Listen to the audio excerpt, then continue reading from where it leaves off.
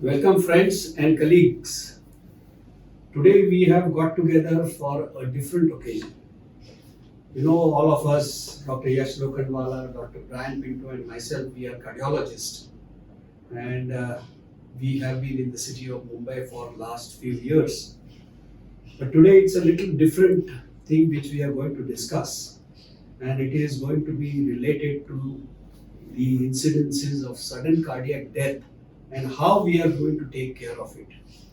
Friends, I must tell you that we have an organization which has been set up since the last 4 years, which is called as iCare organization. And it has been instrumental in teaching lot many people in the city of Mumbai.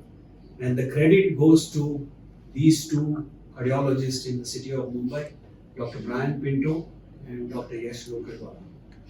So Brian, I'm going to ask you as to how did you think of bringing this iCare module in the city of Mumbai? Ajit, it's a story which is sad, but at the same time, it's a story which has helped a lot of people here. Way back in 2016, I was in the US and I got a call which told me that one of our friends, a colleague of ours, a very well-known gynecologist, Dr. Rakesh Sinha, had suddenly passed away from having fallen down while he was running up the slope of Pali Hill. And he did this every day because he used to participate in marathons which happened in Bombay every year. But that day was a sad day, 26th of December, I remember it, 2016. And then I think I called up Yash, or maybe he did call me up, and we said, now what do we do about this? We've been, hearing this thing every time, but we don't do anything. So it was on the phone that we conceptualized the idea of creating a body that would train people to take and do what is called as bystander CPR. People who are not medical people like abroad should be aware that if a person collapses suddenly, then he should be administered CPR provided it's a cardiac arrest, which is very simple to find out. And that's how we brought about this particular concept of iCare. And I'm sure Yash has some points as well, which he would like to mention at this point. So just to give the full form for all of you, it was, as Brian says, we wanted to make this available for everyone. So iCare is cardiac arrest resuscitation for everyone, because most people who will save lives for cardiac arrest will not be doctors, and we'll come to that later in the discussion.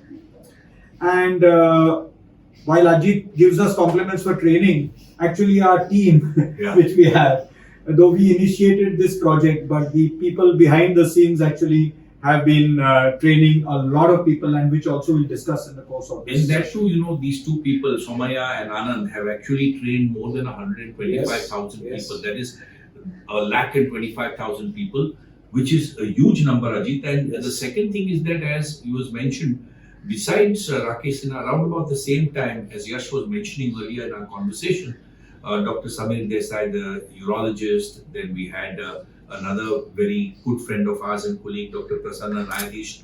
Both of them passed away very suddenly. Samir Desai in front of a whole group of doctors who did not have an AED at that time, which is an automatic external defibrillator. So clearly we understood that more than 2 million people die each year, or even maybe 3 million in India.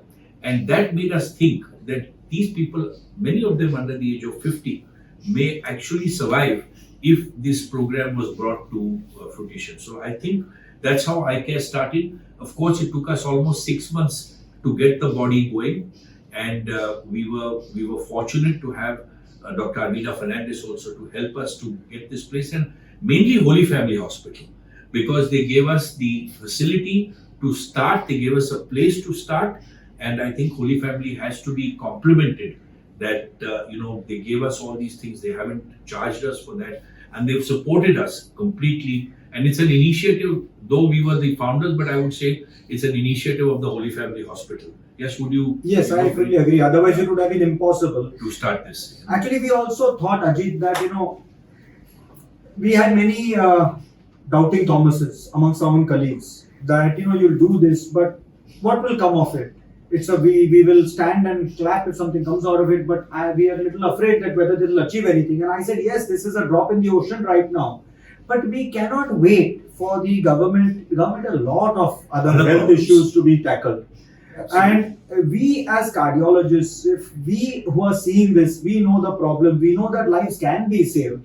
If we don't do anything, it will be sad. So at least let me feel that I tried. So Yeah. Brian and I will let us feel that we tried. Oh, Yash, I'm going to ask you one specific question as to what is the vision you had of starting this particular eye care organization. See what I had two visions. One is to make sure that we can train as many lay people in CPR as possible.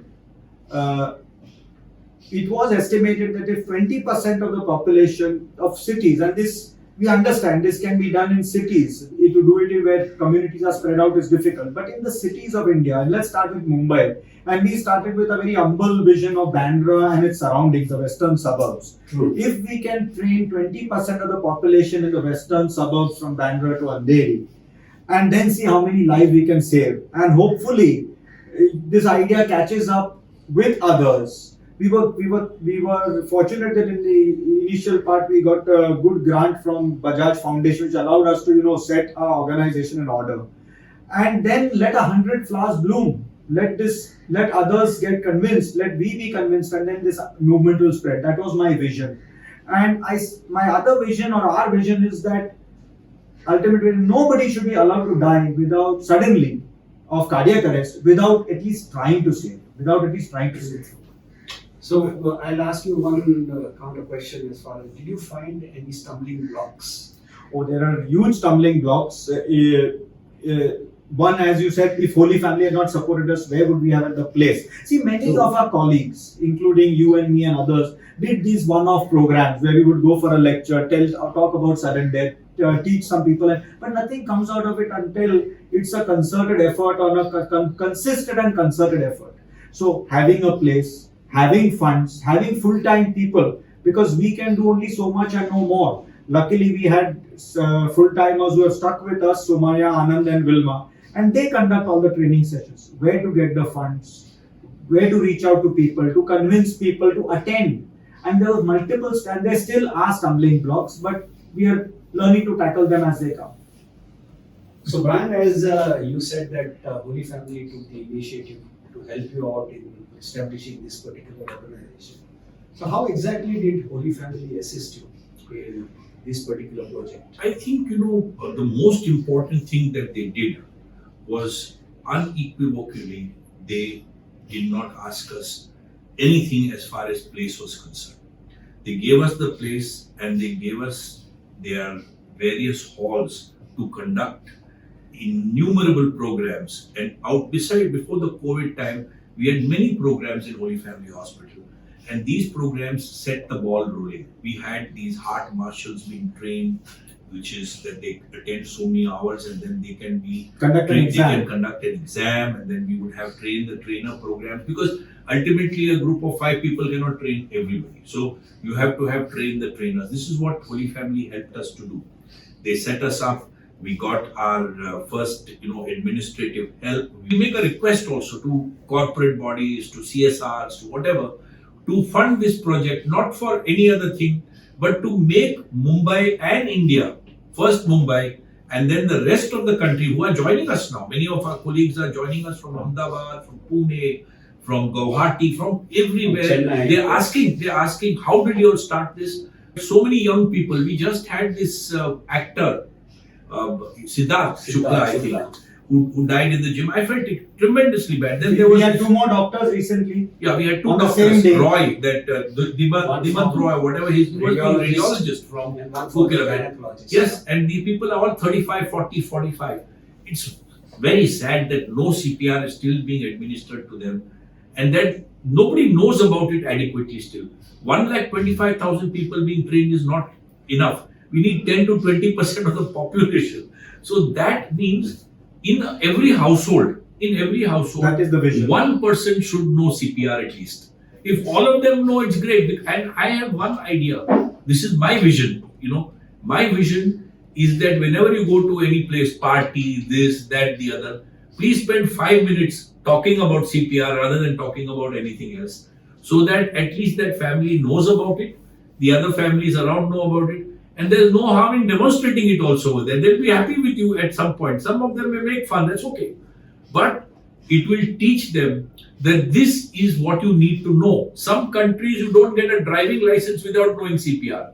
Some places you don't get your school certificate without knowing CPR. But Brian, I'm happy to say that some of these state curricula Yeah. are now included Absolutely. cardiac arrest and CPR in So important, in the- so important that if you look today, I have had patients who have gone from India, gone to the US, gone somewhere else, and quite a few of them have had sudden cardiac arrest, sometime in McDonald's, sometime in Burger King. All of them have been resuscitated over there. The ambulance arrives and people in the thing know what to do.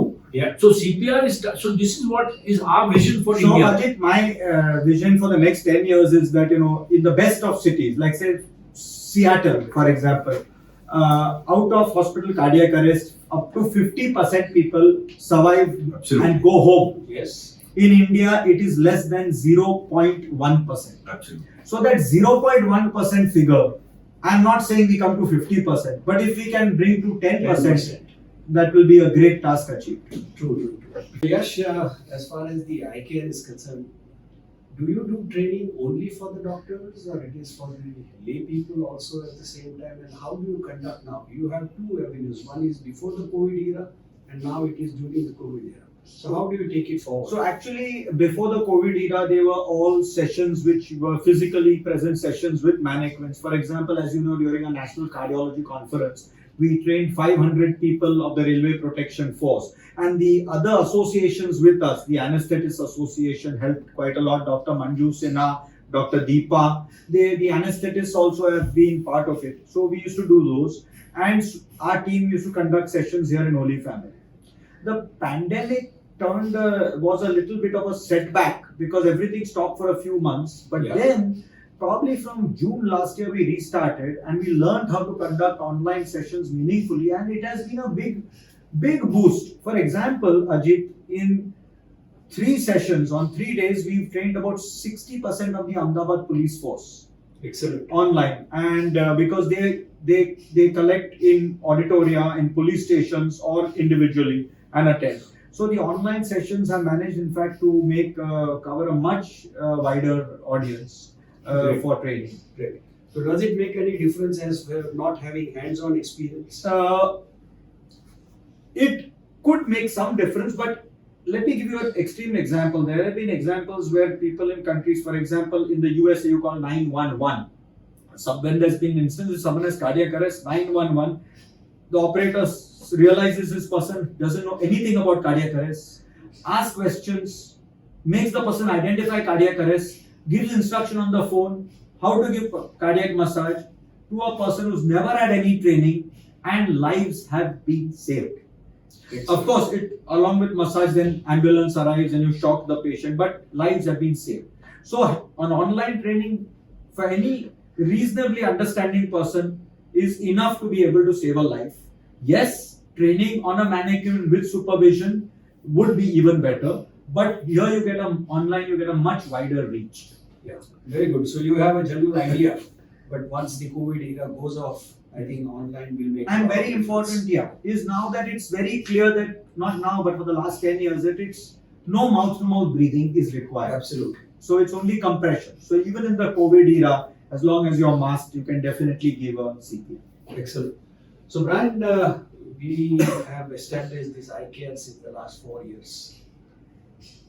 Any number of people you have been able to save by these particular teachings or the organizations? Very, very important question, Ajit. And in fact, Yash and me were wondering, 1 year went by, 1.5 years went by, and I kept telling Yash, this is not happening. And then suddenly one morning, I get a call from a friend of mine who actually visited the St. Andrew's Church with me. His own wife was a young lady, collapsed in her own clinic, and CPR was not administered. The lady was taken to Khar in Hinja 4 years later. But this I want to mention his name because he's really an angel. His name is Samir Firasta, and Firasta means angel. So this guy was walking behind one of the most prolific architects of our city and country, Mr. Premnath, whom I also know, member of Waters Club. And Premnath was shaking hands with another guy on the promenade when he suddenly collapsed. He's about 79 or 80 at that time, but very fit guy. But his ejection, he had a heart attack 20 years back, and his ejection fraction we had known was 30. He collapsed. He had a sudden cardiac arrest. Samir, who was walking about 15 yards behind him, because he had come and told me this, I had told him join iCare, and he had come and attended 3 sessions. He recognized this immediately. And can you imagine, this guy held back a crowd of maybe 50 or 100 people who kept on saying, shift him to hospital, which is the most foolish thing to do, because in sudden cardiac arrest, unlike a heart attack, you have to administer the treatment at the spot. You are the hospital at that time. So Samir identified this sudden cardiac arrest by looking at breathing, there's no breathing, and not able to arouse the patient. So he followed the protocol, just 2 steps protocol of not being able to arouse the person and patient not breathing, and he started cardiac massage immediately and suggested to one of the people around and taught another person at that site that once I get tired, because you will get tired in 1 to 2 minutes, it is definite that you will get tired, that you continue what I was doing. So he managed to do that, and also shouted out that please call up Waters Club number he gave to call. However, one man went running, which was about maybe 100 yards away, and the defibrillator was waiting. It took 8-10 minutes. It was not that this thing happened just like that. It took 7 to 10 minutes to come. So Samir, along with the other guy, continued to give cardiac massage, and by the time it arrived, he shocked the patient the first time, applying the paddles, and it didn't revive. And we had taught him that if it doesn't come out, the AED tells you that no more to be. But the AED told him, shock again, means after he gave the second massage, because he had, and at the time of the second shock, he saw Mr. Premnath wake up and say where he is. So he realized that this guy had come out. All this got recorded on IAD. I think Yash has the whole tracing with him. One day we'll put it up. But this was the first, and we were so elated because afterwards we did his angiography, we did a bypass for him in this hospital. Then we had Dr. Ajit Desai who joined us. And I think, Ajit, you should tell us about the other people. We've had almost 6-7 people who have been revived like this. It's not a big number. But the important thing is that none of these would otherwise have survived. So Ajit put AED in his own society. Ajit is going to tell us the second story of whom he revived and how he did it. No, this which happened for one of the assistant municipal commissioner, and he is a colleague who plays badminton with me, and we play usually in the evening times. And this was on the eve of the Republic Day in 2020. That he played his game and he was sitting by the side of the court, and I was on the court also playing the next game. And suddenly I found that he is going flat on the seat and suddenly fell off onto the court. The moment this happened, I realized what has happened, because I had done his angiography about 4 years back and it showed some blockages. So that besides, I came running, and there were people who were aware as to how CPR is done. The moment I came in, they put him flat on the hard surface. The court is of course made of Hard surface, yeah. a wooden thing, not so hard. So they put him on the side when I instituted the cardiac massage. I continued the cardiac massage for almost about 7 to 8 minutes. And I got tired. So my colleague came in, who is also not a doctor. He started giving the cardiac massage. And by that time, we could get in the AED which had been installed in my society, which is just about 5 minutes away. So my son, who's also into medicine, he brought it in. We applied the pedals for him, gave him 1 shock. He did not revive, but my colleague continued giving him cardiac massage. We delivered the second shock to him, and then he was awake. He started looking around here and there. And believe me, this was so gratifying that this patient, my friend of mine, did not have a heart attack. He had basically an arrhythmia, from which he reverted. But of course, we did his angiogram. He had blocks. We got him operated by bypass surgery. He's doing well now. The other incidents occurred in my society itself. A fellow who I think before you tell the other incident, so this was one person saved on the badminton court. Yes. In the Gymkhana where I play badminton, several years ago, one person in a tournament suddenly after a long time overstretched himself, collapsed on the court. People, good Samaritans, did what everybody in India does. They lifted him and took him to the Arogya Nidhi hospital.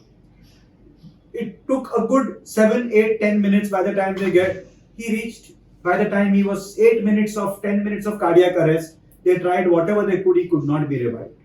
And one more death I know, in a health club, person collapses, the trainers, for want of not knowing anything, were making him smell slippers so that he will wake up with the smell. So here you have the high of saving somebody on the badminton court, and there's the low of nothing being done. Absolutely. So I think the important message that you're giving, Ajit, I know you saved one person in the society also. Yes. So you had the great fortune of doing, and this has been because the AED is also there. That's very Yes. important to know. That cardiac massage by itself may save about 5 to 10% of the people, but not more than that. You have to be able to shock them. So that will raise the chance of saving up to 40 to 50%. So it's very important, and this is what we've been doing. We've been installing AEDs all around the city, but more so in the Bandra, Khar, Santa Cruz area, because that was our pilot Some of the project. police stations. Some of the police stations all over the city, and we are trying to tell people, but it's unfortunate that even in the gymkhanas where we've installed them, even when we talk to the young people and we're giving talks all over, it is the old people who come for the lectures and not the young. They think that this will never happen to them. I want to tell them that most of the cardiac arrests that I have seen have occurred in people under the age of 50. That should be So, the message. Yash, coming to the basics, I think CPR is something which you need to learn, because that is the preliminary treatment which you can give a person who has come into Absolutely. sudden cardiac death. Then Absolutely. you can talk about the AED and other. Yeah, but we need- LCD. Yeah, And you need also, both. AED is very, very important if you want to revive. So if you are even, you don't have a defibrillator or a AED, you continue massage till either ambulance comes, Correct. or if you are, it's closer for you to go to a hospital. While shifting to hospital, take in such a vehicle that you can continue Correct. CPR till you come to higher. Absolutely. Yeah. In That the gives you the ambulance cardiac also. I must output. also tell you about the reassuring part of the eye care and the people we have saved, which has been instrumental in putting up AED in most of the societies in our locality, as well as in the clubs, as well as in the police station. So it's a thing that people are getting realization as far as this particular entity is concerned, what is called as the AED. So yes, taking it forwards, I'm going to ask you a very important question. Say, supposing a man is walking on the street and suddenly he collapses and falls down. And we know that he is not fallen down because of a cardiac arrest. And somebody tells you or the bystander that he has fallen down because of cardiac arrest, and you start initiating cardiac massage or CPR. Is it going to harm him, or is it going to help him? See, CPR will not do harm, to put it very broadly.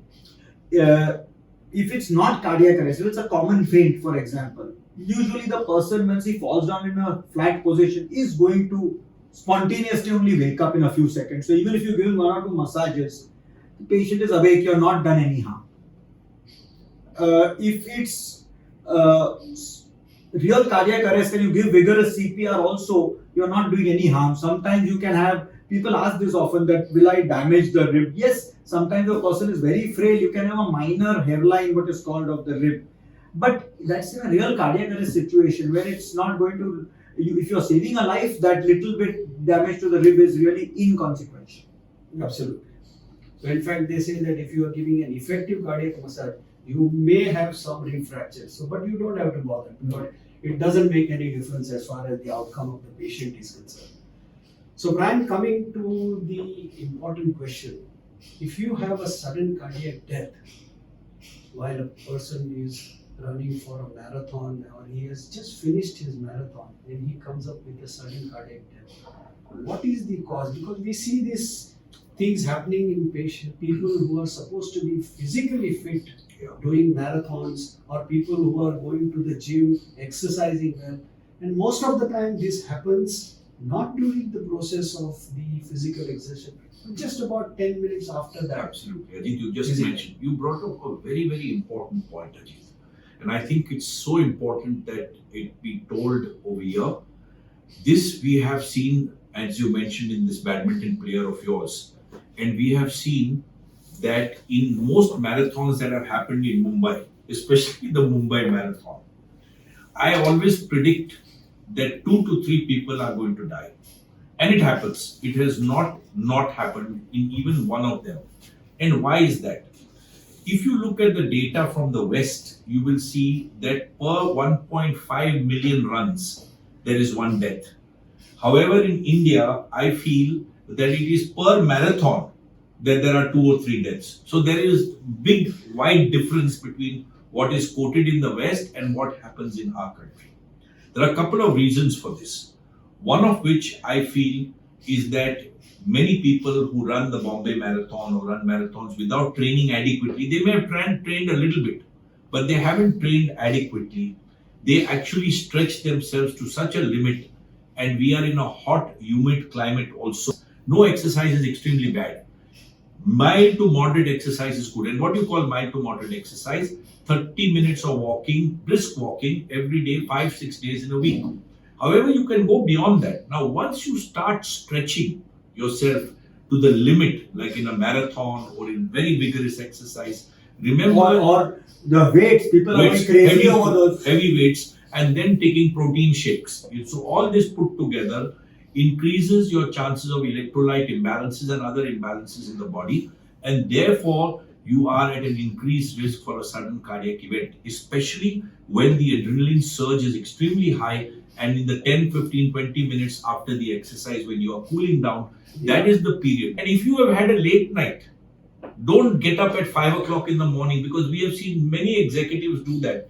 They have a late night, maybe sometimes an increased intake of alcohol, maybe they are overweight, maybe they have not slept adequately, and they start exercising at 5, 6 o'clock in the morning. Smokers, hypertensives, all these kind of people have an increased chance of sudden cardiac death.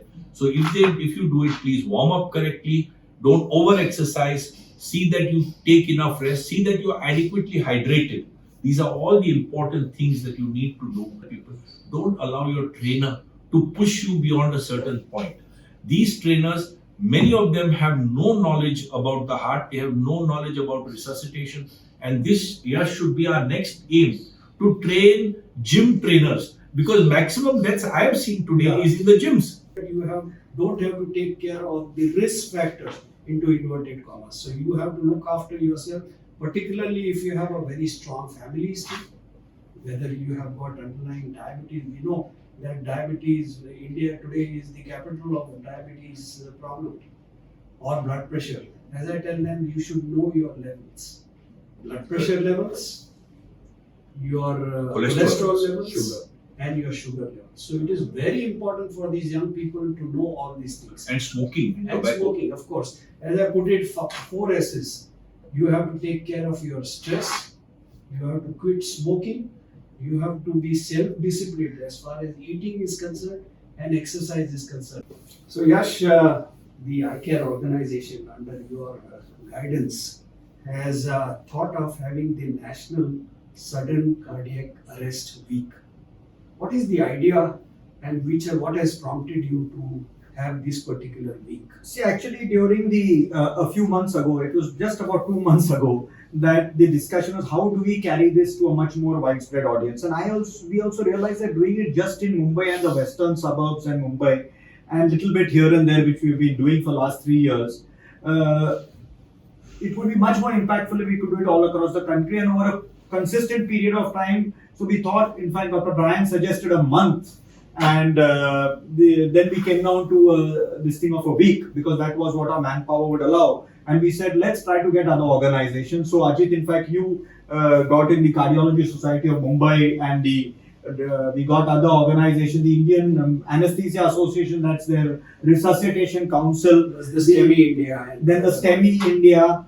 Then we had the Indian Heart Rhythm Society, the Indian Society of Electrocardiology, the Mumbai University of Health Sciences. So all these bodies, the CSI of Delhi, so all these bodies gave us their support. and we've also started contacting our colleagues all over the country. So now we are hoping during this week, by way of programs, online training sessions, media coverage, making people and bringing this into public consciousness, bringing our slogan for this cardiac arrest awareness week is hands on heartbeat, and as it's written there, our hands on heartbeats, and our hashtag is restart a heart at your place of work, in your family, in your housing society, in your recreation group.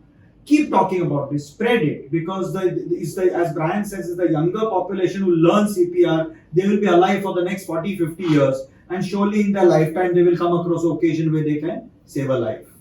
So while we have trained so many, we expect that many of those will train others and others and others, and then we can't. That's how we'll cover a significant segment of the population. And also spread the word around. I think social media is also helping a lot. Absolutely. You know, one is that I think social media has helped us a lot. The facility of having Instagram, WhatsApp, all these things where we've sent these messages. I think this is so important that the young people get into it, because they are far better at social media than all of us. Absolutely. They are able to spread it so well, and I think we have to get young people involved, not only for the fact that they live much longer, but also for the fact that they will be able to spread it much quicker. And that brings us to the fact about the using the celebrities and well-known people. Absolutely. So in fact, Ajit was very helpful to us in getting many of the sports persons. And after the Olympics, getting PV Sindhu, and we also got In fact, Yash helped with Neeraj Neeraj Chopra. and then we got film personalities, we got cricket sports persons, we got educationists, we got police commissioners. Yes. So all these, and we thought that different people would get inspired by this thing, and they have also not only given us their video clips, but they themselves have used their social media presence to spread this message. And so the younger population has been enthused, many of the younger by some of these celebrities, and it was a good gesture on their part to do this totally free of charge, and not only do this but also spread it on their social media. Yeah, it is very, very nice of them to agree to give the bites as far as the eye care is concerned. Yes. And I think, as we know, most of these people have got a huge following. So it's going to make an impact, and I'm sure it will carry the message forward to most of the people in Mumbai. We talked about CPR. Now I want either of you to talk about the importance of AED, the automatic external defibrillator. Give us some insight for the general public as to what this AED is and how do you use it. Normally, defibrillators are ones where the doctor has to know it, you have to switch it on. This automatic, And it's not portable. Not portable. Yeah. Automatic means you are not doing anything except applying the paddles. After you have found a patient who you have given CPR to, somebody has brought it, you apply the paddles. Now the machine talks to you. It tells you, please give a shock. You have to only press an orange or a green flashing button. Depends upon the type of AED. Most of our AEDs are Philips, but we have different kinds all over this country. So if you press that button, a shock will be delivered. Some of the absolute automatic ones will deliver a shock by themselves. However, all you have to do is follow the instructions, and therefore it is called automatic. It is called external because it is external, it is not inside your body. And this was what we decided, that this is what we need to do. Not only teach CPR, but also have an automatic external defibrillator installed in various sites. With only CPR, you achieve 1/3 of the benefit. With an AED, you achieve an additional 2/3. So if you're saving 10% of people with only CPR, you can make it 40 or up to 40% with CPR plus AED. And that also brings us to the fact that this AED is, as Brian says, I should not use the word, it's idiot proof. People often have that hesitation, right? What if I give a wrong shock? Why will you? But no, it analyzes the rhythm. It knows what is to be done. It keeps talking. It keeps instructing. If it feels shock is not required, it clearly says, do not shock. So you cannot go wrong with an AED. Absolutely. The AED itself is very, very simple to use because I have the hands-on experience twice It Yeah. tells you every step, Yeah. right from putting up the pedals, where to put it, because the diagram is It's on the right in diagram. front of you. Absolutely. It tells you once you have initiated or put the machine on, it tells you wait. It tells you, it analyzes the rhythm of the person or the patient who has had sudden cardiac death. After about 5 to 7 seconds, it will tell you stay away from the patient because it's going to deliver the shock, which is important. It tells you to stay away, then it delivers the shock, and it tells you start the CPR again. Again, or it will tell you Or do not can say, shock. and then it tells you immediately stop.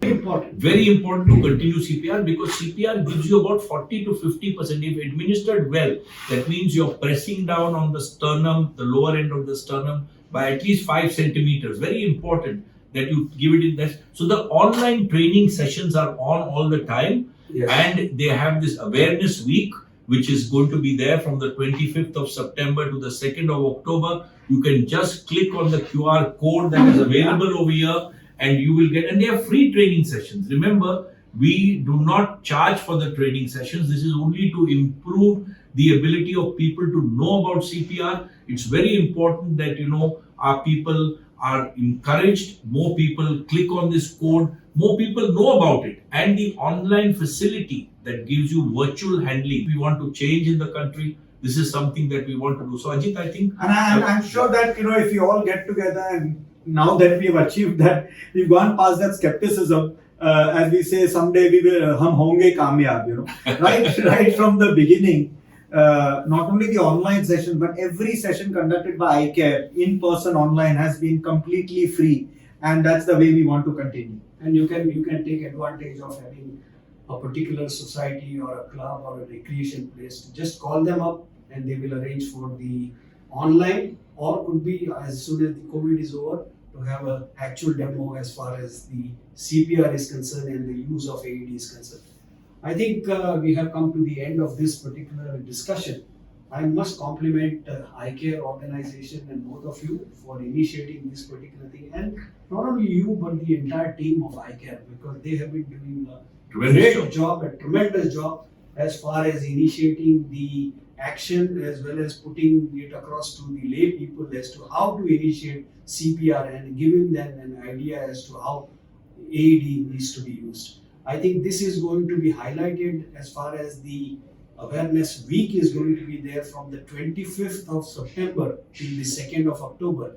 And I think you can take the advantage, just go on to the QR code, go on it, and you can go on to the online teaching sessions as far as CPR is concerned.